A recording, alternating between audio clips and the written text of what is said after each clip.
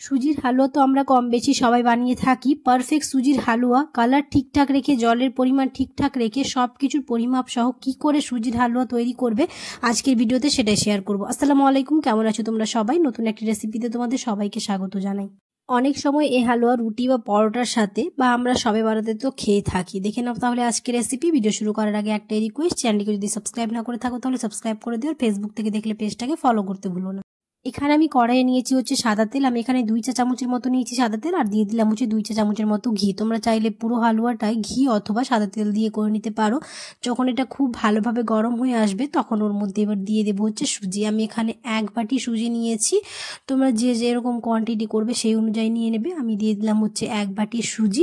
তারপর দিয়ে দিব হচ্ছে 2 চা চামচের মতো বেসন, 1 চা চামচ ময়দা। ময়দা না থাকলে তোমরা আটাও দিয়ে দিতে পারো। দিয়ে খুব ভালো করে সবগুলোকে মিশিয়ে নেব। আর খুব ভালো করে যদি আমরা এটাকে রোস্ট না করে নিই তাহলে যে বেসনের আর সুজির কাঁচা গন্ধ থাকে সেটা থেকে যায়। তার জন্য এটাকে খুব ভালো করে 10 থেকে 15 মিনিট প্রায় রোস্ট করে নেব, যাতে এটার কাঁচা গন্ধ চলে যায় এবং একটা খুব সুন্দর কালার আসে। আর গ্যাসের ফ্লেমটাকে একদম লো করে এটাকে নাড়াচাড়া করতেই থাকবো। আর দিয়ে দিলাম কয়েকটা এলাচ আর দারুচিনি। দিয়ে গ্যাসের ফ্লেমটাকে মিডিয়াম করে রেখে এরকম নাড়িয়ে চাড়িয়ে নেব। আর এরকম করে প্রায় 10 থেকে 15 মিনিট আমি খুব ভালো করে রোস্ট করে নিয়েছি। আর দেখতে পাচ্ছ কালারটাও চেঞ্জ হয়ে এসছে। আর আশা করি দেখে বুঝতে পারছো গ্যাসের ফ্লেমটাকে আমি লো করে রেখেছিলাম। এবার দিয়ে দিব যে জল দেওয়ার সময় এক হাতে জল দিতে হবে আর অন্য হাতে এরকম নেড়ে চেড়ে দিতে হবে, না হলে এটা দলা পাকিয়ে যাবে। তো এরকম করে নেড়ে চেড়ে দেবো। আর আমি এখানে 3 বাটি জল নিয়েছি। দিয়ে খুব ভালো করে এবার সুজিটাকে সেদ্ধ হতে দেবো, কোনো রকম দুধ ছাড়াই। আর সুজির হালুয়া তোমাদের বানিয়ে দেখাবো, তোমরা চাইলে এটা দুধ দিয়েও করে নিতে পারো।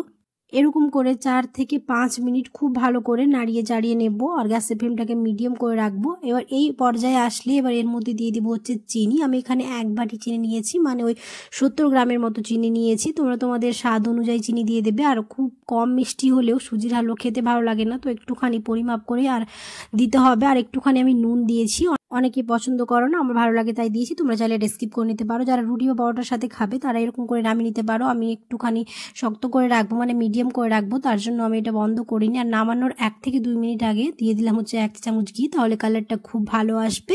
এবার আমি 1 থেকে 2 মিনিট পরেই নামিয়ে নেব। আর আমাদের সুজির হালুয়া একদম রেডি হয়ে যাবে। আর দেখতেই পেলে কত সহজে হয়ে গেল, আর মাত্র কয়েকটি উপকরণ দিয়ে। আশা করছি আমার আজকের রেসিপি তোমাদের ভালো লেগেছে। যদি ভালো লেগে থাকে তাহলে অবশ্যই একটা লাইক করে দিও, কমেন্টে জানাতে ভুলো না কেমন হয়েছে। তোমরা যদি হালুয়াতে এরকম ড্রাই ফ্রুট দিতে চাও তাহলে এটা ঘিয়ে ভেজে দেবে, তাহলে খুব ভালো লাগবে খেতে। আমি একটু গার্নিশিং এর জন্য উপরে দিলাম, আমি আগে দিইনি। দেখা হবে খুব তাড়াতাড়ি পরের একটি নতুন রেসিপিতে। সবাই খুব ভালো থাকবে। আল্লাহ হাফেজ।